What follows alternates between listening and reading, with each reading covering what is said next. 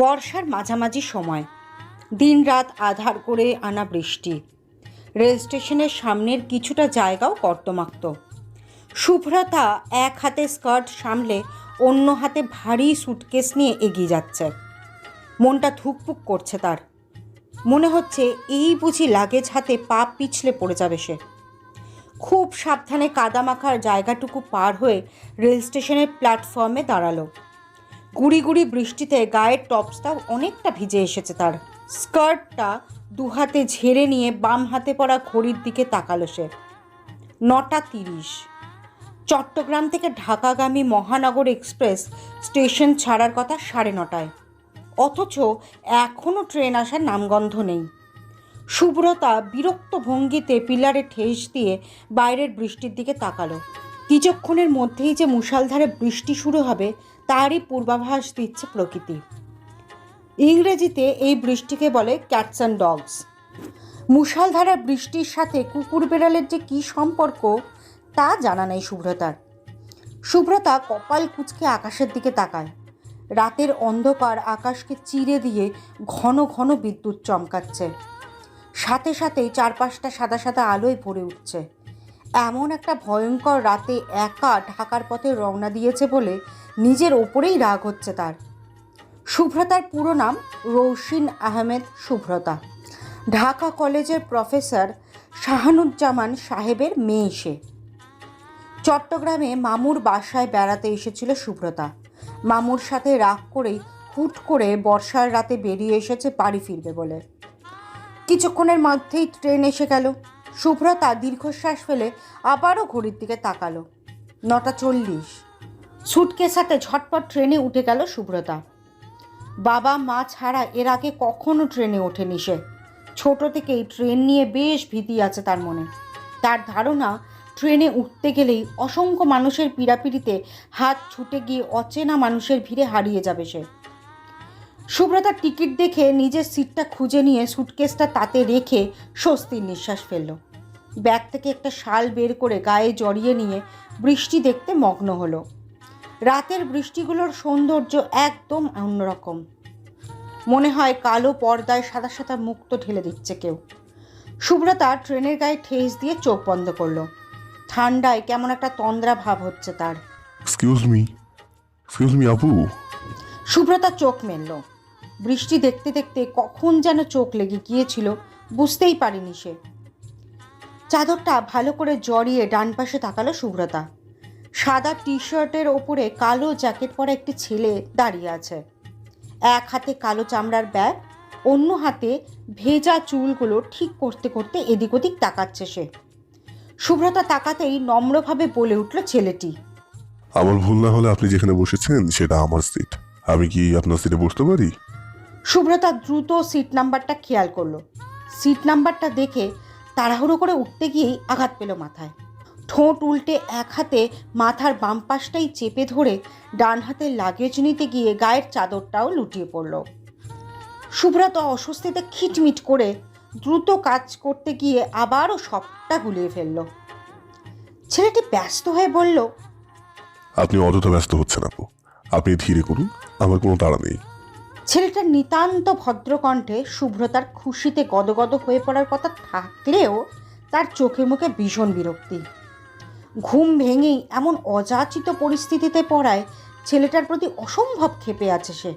অনেক কষ্টে লাগেজটা সরিয়ে নিজের তাকে রেখে সিটে বসতে নিয়েও বাঁধালো এক গণ্ডগোল। সিটের এক কোনায় রাখা পানির বোতলটা উল্টে গিয়ে সিটের খানিকটা ভিজিয়ে দিল সে। ছেলেটা নীরবে সবটা সহ্য করলেও চোখে মুখে বিরক্তির ছাপ স্পষ্ট। ভুরু দুটো খানিকটা কুঁচকে আছে, মুখটাও গম্ভীর। শুভ্রতা বোতলটা ঝটপট তুলে নিয়ে ওনার কোণ দিয়ে পানিটা মুছে দিয়ে হাসার চেষ্টা করে বলল, সরি। ছেলেটি গম্ভীর স্বরে বলল, ইটস ওকে। ট্রেন ছাড়তে ছাড়তে প্রায় 10:45 বেজে গেল। ট্রেনের জানলা দিয়ে বৃষ্টির ছাঁচ আসছে। শুভ্রতার কাছে ব্যাপারটা ভালো লাগলেও সামনে বসা ছেলেটার ব্যাপারটা চরম বিরক্ত। ভ্রু কুঁচকে জানলাটির দিকে তাকিয়ে থেকে খানিক বাদে জানলাটাই বন্ধ করে দিল সে।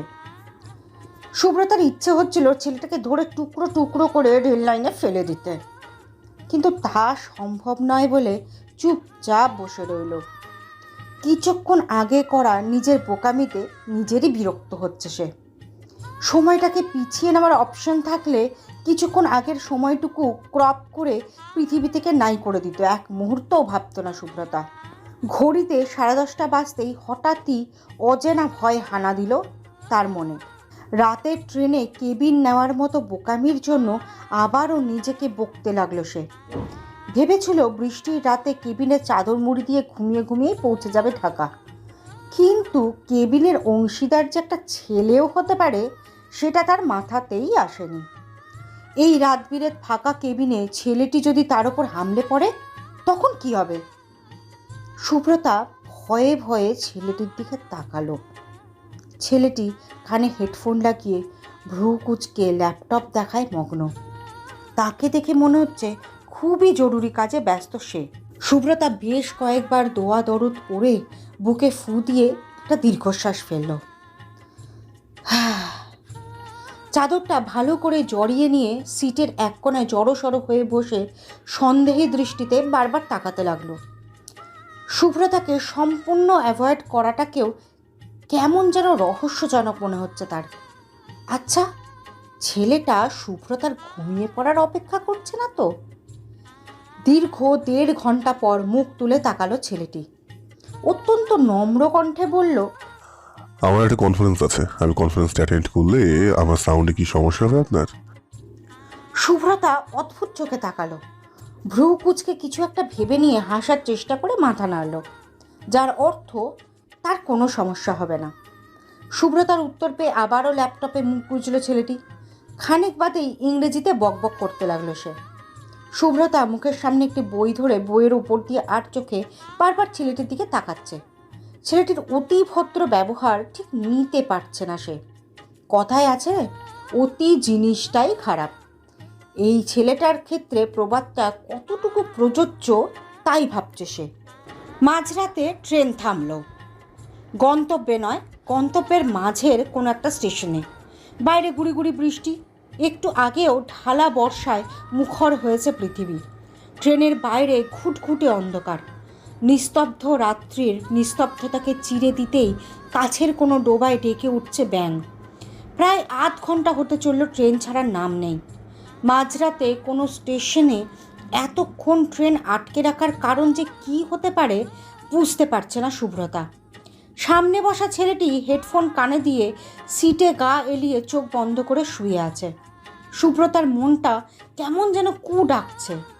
মাঝরাতে এভাবে ট্রেন থেমে যাওয়ার ব্যাপারটা কিছুতেই হজম হচ্ছে না তার। কই, বাবা মার সাথেও তো রাতের ট্রেনে যাতায়াত করেছে সে, এমন তো কখনো হয়নি। সুব্রতা মুখ কাচুমাচু করে জানলাটা হালকা খুলে বাইরে তাকালো। বাইরের অন্ধকার ছাড়া কিছুই চোখে পড়ল না তার। খানিক বাদে সামনে বসে থাকা ছেলেটি নড়ে চড়ে বসল। হেডফোনটা কান থেকে নামিয়ে ভ্রু কুঁচকে ঘড়ির দিকে তাকালো। তারপর কি ভেবে কেবিন থেকে বেরিয়ে গেল। সুব্রতারও ইচ্ছে করছিল বাইরে গিয়ে দাঁড়াতে, কিন্তু শেষ পর্যন্ত আর সাহস করে উঠতে পারল না। কেবিনে বসেই জানলা দিয়ে উকি ঝুঁকি দিয়ে ব্যাপারটা বোঝার বৃথা চেষ্টা করলো সে। খাঁ খাঁ করা এই রাতের ভয়াবহতাকে বাড়িয়ে দিতেই যেন থেকে থেকে ডেকে উঠছে গ্রাম্য পোকা আর কোলা ব্যাঙের ছাপ। সুব্রতা সিটে গুটিসুটি হয়ে বসে কোলা ব্যাঙ নামটা বিড়বিড় করতে লাগলো। একটি ব্যাঙেরই কত নাম, কোলা ব্যাঙ, সোনা ব্যাঙ, আরও কত কি। এদের আবার বৈজ্ঞানিক নামও আছে, হপলাব্র্যাকটিকাস ট্রাইগিনাস। ইংরাজিতে একে বলে ইন্ডিয়ান বুলফ্রগ। ভাবে আর অবাক হয়। আচ্ছা, মানুষেরা যে তাদের এমন ভয়ানক ভয়ানক নামে চিহ্নিত করে দিয়েছি, কোলা ব্যাঙ মহাশয় কি তা জানে? সুব্রতার ভাবনার মাঝেই কেবিনে ঢুকলো ছেলেটি। কালো চামড়ার ব্যাগটা হাতে নিয়ে বেরিয়ে যাওয়ার উদ্যোগ করছে সে। সুব্রতা অবাক হলো। হালকা কেশে গলা পরিষ্কার করে বলল, কোথায় যাচ্ছেন ভাইয়া? ছেলেটি ব্যাগ কাঁধে তুলে নিতে নিতেই সুব্রতার দিকে তাকালো। গম্ভীর গলাই বলল, একটু আগের ঝড়ে রেললাইনে গাছ পড়ে ভেঙে গেছে, তাতে করে রেললাইনে ক্ষতিও হয়েছে। সামনে এমন সমস্যা আরও আছে কি জানা নেই কারো। গাছ না সরানো পর্যন্ত ট্রেন চলবে না, তাই যাওয়ার ব্যবস্থা করছে আর কি। সুব্রতার মাথায় যেন আকাশ ভেঙে পড়ল। বলে কি? শুভ্রতাকে সম্পূর্ণ অগ্রাহ্য করে ব্যাগ হাতে বেরিয়ে গেল ছেলেটি। শুভ্রতা যেন অকুল পাথারে পড়ল। তাড়াহুড়ো করে ঘড়ি দেখল সে, 1:03। এই মাঝরাতে কি এই ট্রেনেই থাকতে হবে তাকে? শুভ্রতা দ্রুত কেবিন থেকে বেরিয়ে এলো। এই ঝড় বৃষ্টির রাতকে মাথায় নিয়েই ব্যাগ হাতে বেরিয়ে যাচ্ছে অনেকে। চলতি ট্রেনে থাকাটা যতটা না ভয়ের, তার থেকে ভয়ের মাঝরাতে থেমে থাকা এই অনিশ্চিত ট্রেন। শুভ্রতা একা এই অন্ধকার রাতে বেরিয়ে পড়ার সাহস যেমন পাচ্ছে না, ঠিক তেমনই একা এই ট্রেনে থেকে যেতেও পারছে না। তারপর জায়গাটাও অচেনা, কোথায় যাবে সে? শুভ্রতার এত সব ভাবনার মাঝে তাকে চমকে দিতেই যেন তুমুল শব্দে বাজ পড়ল কোথাও। বিদ্যুৎ চমকানোর আলোয় বড় বড় করে লেখা স্টেশনের নামটা চোখে পড়ল তার, আশুগঞ্জ রেল স্টেশন, ব্রাহ্মণবাড়িয়া। হঠাৎ কি মনে করে দৌড়ে কেবিনে গেল শুভ্রতা। ভারী লাগেজটা নিয়ে ঝটপট ট্রেন থেকে নেমে পড়ল সে। বাম হাতের স্কার্টটা হালকা তুলে দৌড় লাগালো ওই ছেলেটির পিছু পিছু। কিছুটা কাছাকাছি যেতেই ডেকে উঠল শুভ্রতা, এই যে ভাইয়া, শুনছেন? একটু দাঁড়াবেন প্লিজ। ছেলেটি থমকে দাঁড়ালো। এদিক ওদিক তাকিয়ে পেছনে তাকাতেই শুভ্রতাকে দেখতে পেল সে। অন্ধকারে ছেলেটির চেহারা দেখতে পেল না। শুভ্রতা হাঁটুতে ভর দিয়ে হাঁপাতে হাঁপাতে বলল, আপনি কোথায় যাচ্ছেন? ছেলেটি বলল, তখনই তো বললাম বাড়ি ফেরার চেষ্টা চালাচ্ছি। না তা নয়, আপনি কোন শহরে যাচ্ছেন সেটা জিজ্ঞেস করছিলাম। ঢাকায়। ছেলেটির উত্তর পেয়ে শুভ্রতা খুশি হলেও ছেলেটির বিরক্ত ভাবটাও বেশ বুঝতে পারল সে। মনের মাঝে অস্বস্তি আর ভয় কাজ করলেও অনুরোধ গলায় বলে উঠল শুভ্রতা, আমিও ঢাকায় যাব, আমাকে সাথে নেবেন প্লিজ। শুভ্রতার কথায় ছেলেটির মুখের ভাব কেমন হলো অন্ধকারে তার চোখে পড়ল না তার। কিছুক্ষণ চুপ করে থেকে ছেলেটি শান্ত গলায় উত্তর দিল, এই জায়গাটুকু সেফ নয়, আর তাছাড়া এখন অনেক রাত। আপনি আমার সাথে থাকলে অনেক বিপদে পড়তে হতে পারে। আই থিঙ্ক বুঝতে পারছেন। সরি। শুভ্রতা আকুতি নিয়ে বলল, প্লিজ দেখুন, আপনি আমার সহযাত্রী, তাছাড়া অ্যাজ আ পার্সন একটা মেয়েকে এভাবে ফেলে যেতে পারেন না। আমি একা একা এসছি, আপনাকে যা একটু চিনি আর সবাই অপরিচিত। এত রাত্রে ট্রেনে থেকে যাওয়াটাও তো রিস্ক, বলুন প্লিজ। ছেলেটি ছোট্ট নিঃশ্বাস ফেলল। বিরক্তিতে তার সারা শরীর শিরশির করছে। নিজের মনে বিড়বিড় করে বলল, আজ এর ঝামেলা। কিছুক্ষণ অপেক্ষা করে বলল, আচ্ছা চলুন। শুভ্রতা খুশিতে গদগদ হয়ে বলল, থ্যাঙ্কস। ছেলেটি কিছু বলল না। একে তো মাঝরাত, তার ওপর টিপটিপ বৃষ্টি। এমন একটা রাতে রাস্তাঘাটে মানুষ তো দূরের কথা, দু একটা গাড়িও চোখে পড়া দেয়। গাছের পাতা বেয়ে পড়া বৃষ্টির পানির শব্দ আর দুজনের পায়ের ছপছপ আওয়াজ যেন রাতটিকে আরও রহস্যময় আর ভৌতিক করে তুলেছে ক্রমাগত। শুভ্রতার মনে হাজারো প্রশ্ন ঘুরপাক খাচ্ছে। অচেনা অজানা একটা ছেলের সাথে এমন নিস্তব্ধ একটি রাত্রে অচেনা রাস্তায় হেঁটে চলেছে ভাবতেই শরীর শিউরে উঠছে তার। শুভ্রতার মা রাদিবা আহমেদের জ্ঞান হারানোর জন্য এই ছোট্ট খবরটুকুই যথেষ্ট। শুভ্রতা ছেলেটিকে ঠিক বিশ্বাস করে উঠতে পারছে না, আবার অবিশ্বাসও করতে পারছে না। এই মাঝামাঝি ধরনের ফিলিংসটা খুব বাজে। এতে না বিশ্বাস করে মনকে আশ্বস্ত করা যায়, আর না অবিশ্বাস করে স্বস্তির নিঃশ্বাস ফেলে বলা যায় ছেলেটা খারাপ, ভয়ানক খারাপ। সুব্রতার ভয় আর আতঙ্ককে আরও একচোট বাড়িয়ে দিতেই কোনো এক গলির ভেতর থেকে ডেকে উঠল একটা কুকুর। নিস্তব্ধতার মাঝে হঠাৎ এমন শব্দে চমকে উঠে ছেলেটার দিকে কিছুটা চেপে দাঁড়িয়ে হাঁটতে লাগলো সুব্রতা। পরিচিত কেউ হলে নির্ঘাত শক্ত করে হাত চেপে ধরত সুব্রতা, কিন্তু এই তো অপরিচিত এক যুবক। একটা দীর্ঘশ্বাস ফেলে জিভ দিয়ে ঠোঁট ভিজিয়ে নিয়ে বলল সুব্রতা, কোথায় যাচ্ছি আমরা? ছেলেটি শান্ত গলায় বলল, একজন বললো সামনে একটা বাজার আছে, ওখানে সিএনজি পেলেও পেতে পারি। আমরা এখন বাজারের দিকে এগোচ্ছি, সাবধানে, সামনে গর্ত আছে। সুব্রতা গর্ত খেয়াল করলো, তারপর নিচু গলায় বলল, আর কতক্ষণ হাঁটতে হবে? জানি না, মনে হয় চলে এসেছে, চলুন দেখি। কয়েক মিনিট হাঁটার পর বাজারে গিয়ে পৌঁছালো তারা।